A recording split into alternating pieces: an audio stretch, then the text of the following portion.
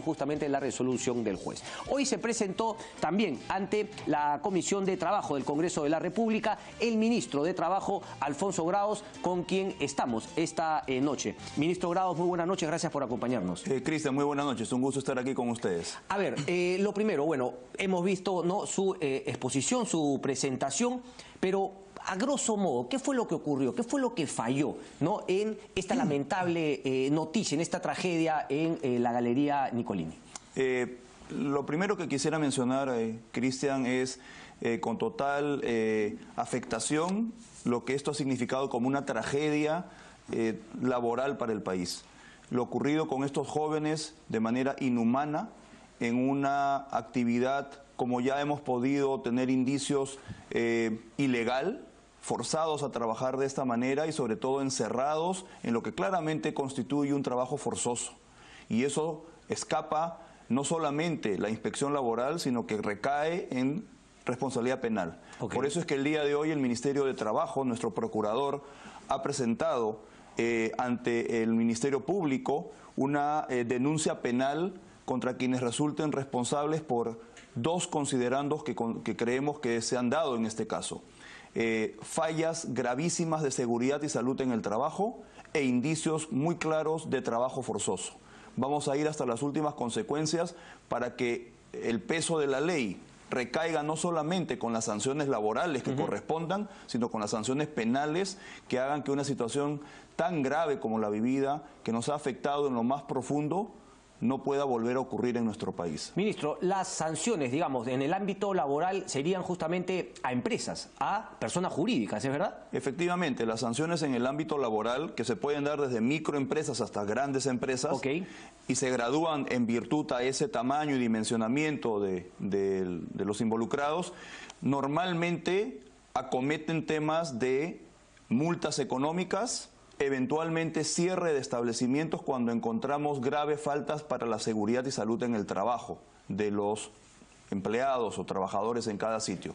Pero ya las denuncias penales tienen que llegar a otro nivel, ¿correcto? Existen delitos que ya no son delitos estrictamente laborales, sino delitos contra los derechos fundamentales de la persona, que es lo que hemos planteado nosotros ahora al Ministerio Público para que se precisen exactamente y contribuir con nuestro informe laboral que se está expidiendo y vamos a tenerlo listo a la brevedad posible, como un elemento adicional para que se abran los juicios que además ya están yendo por el camino también de las fiscalías y del Ministerio Público. El trabajo forzoso está tipificado en el Código Penal y ustedes, digamos, con el informe del Ministerio de Trabajo podrían, digamos, contribuir a la tipificación de trabajo forzoso. Correcto. O a la tipificación claramente de elementos violatorios de seguridad y salud en el trabajo, que son inaceptables por lo ocurrido ahora en las Malvinas. Ministro, queda claro, ¿no?, contra quienes resultan responsables, pero a priori se podrían ya hablar de, digamos, sospechosos, claramente sospechosos. Me refiero, por ejemplo, a la empresa JPG y en este caso a los representantes y apoderados, porque a ellos también iría justamente la acción penal, pero la acción laboral, administrativa,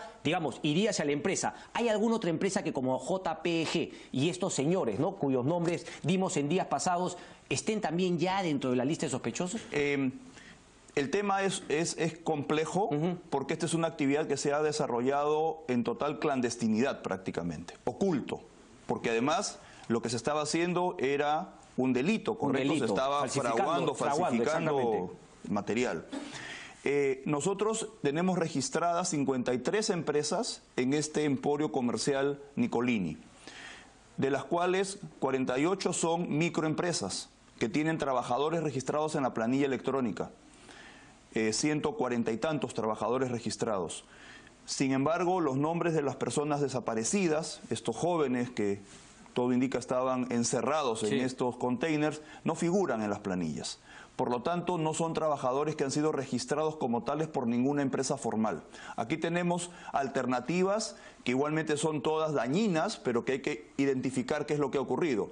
Podría ser que teniendo empresas debidamente constituidas en torno a Nicolini, al emporio, hayan tenido unos trabajadores formalizados y otros no formalizados. Esa es la pregunta que yo le iba a hacer. La otra alternativa es que tengamos una empresa dentro de estos almacenes informal que no ha registrado a nadie porque ellos como empresa tampoco están registrados. Ahí tendríamos la informalidad dentro de la informalidad.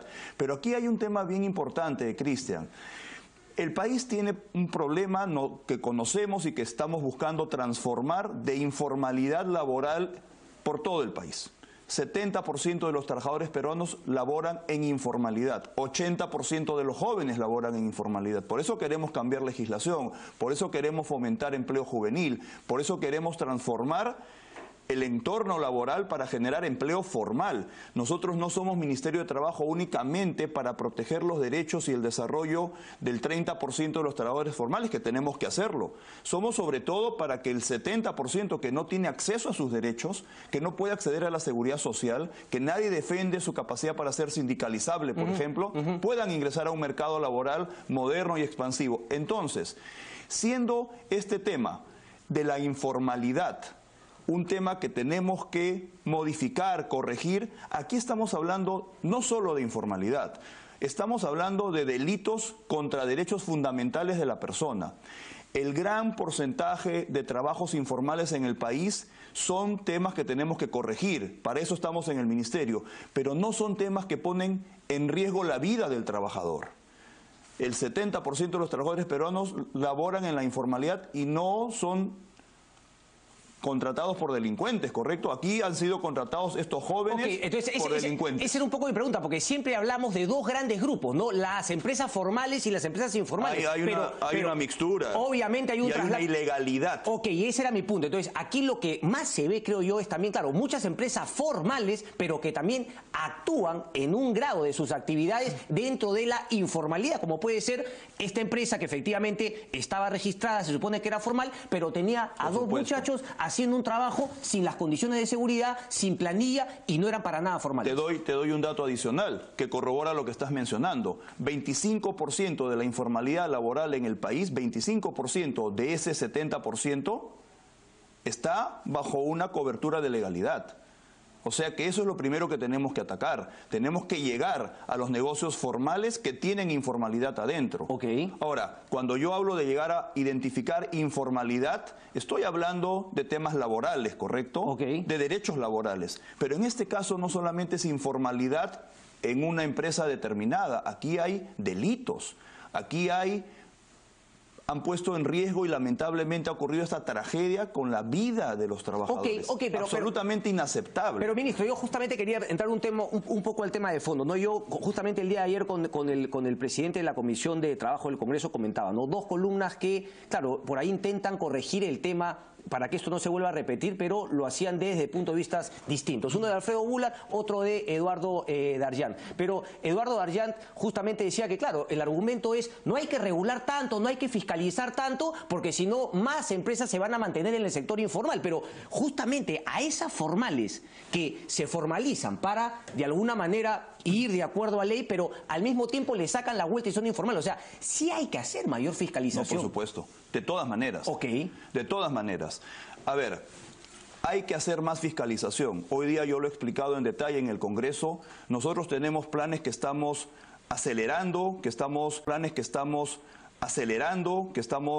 gestionando recursos adicionales para poder fortalecer integralmente en plazos cortos la inspección laboral en el país, que tiene una serie de características que tenemos que mejorar. SUNAFIL, ¿verdad? SUNAFIL y las direcciones regionales de trabajo. No olvidemos que la ley de descentralización derivó la fiscalización laboral en provincias a las direcciones regionales de trabajo. ¿Quiere decir que SUNAFIL solamente opera en Lima? SUNAFIL opera en Lima y en las regiones donde tenga intendencia establecida. Tenemos hasta el momento 10 intendencias regionales establecidas de SUNAFIL. Y en las que no por default eran justamente los gobiernos regionales. Entonces, ¿cuál es el plan que tenemos para fortalecer la inspección laboral?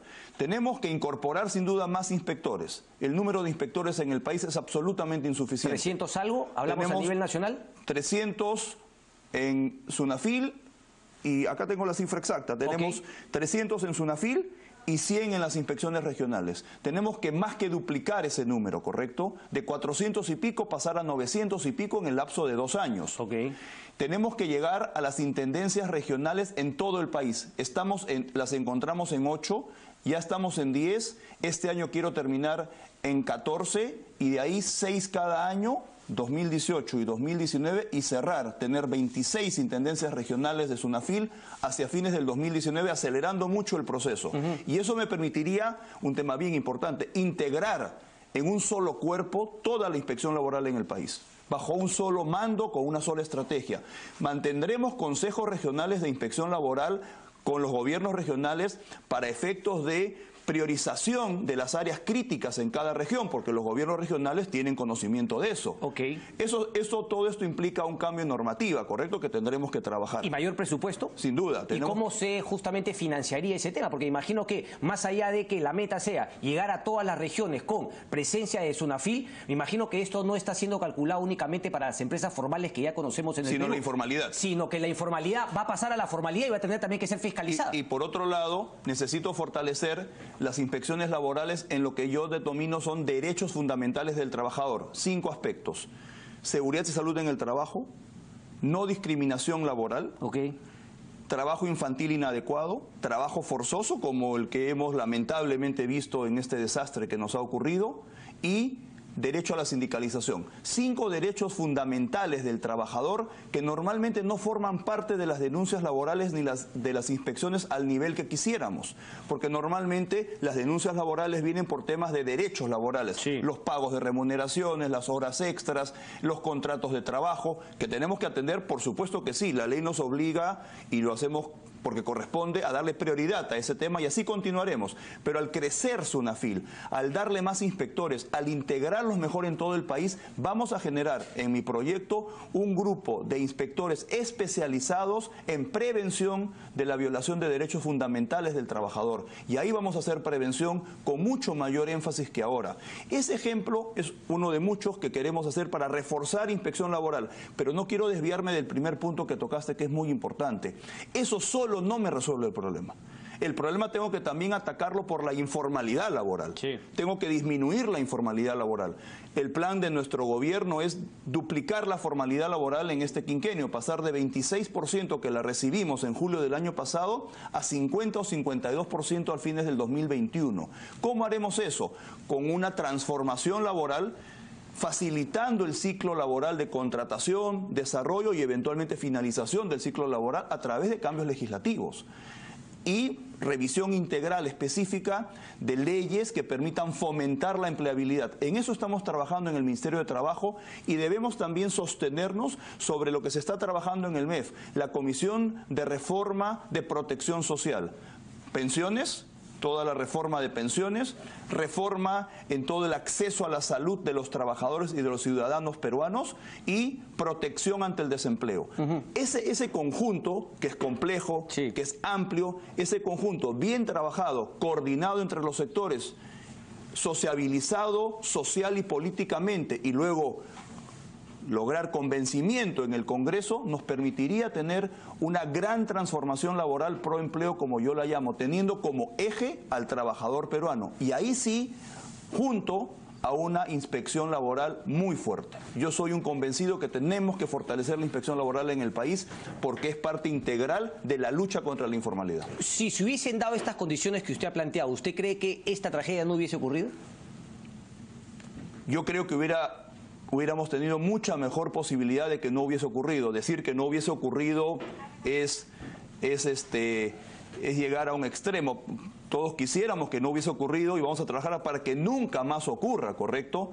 Pero también es cierto que tenemos en el país 500.000 empresas constituidas, y la inspección laboral llega a aproximadamente 10% de ellas, y queremos crecer rápidamente hasta 30% con estas reformas, pero sobre todo, más que duplicar o triplicar, la prevención. No solamente la reacción, la prevención. Para que esto no vuelva a ocurrir, Cristian, tenemos que fortalecer mucho la prevención en la inspección laboral. Correcto. Vamos a hacer una pausa, y regresamos luego, ¿no? Ya me perdí un poquito. ¿Regresamos luego o no? Ok. Gracias, ministro. Gracias. Pausa y venimos.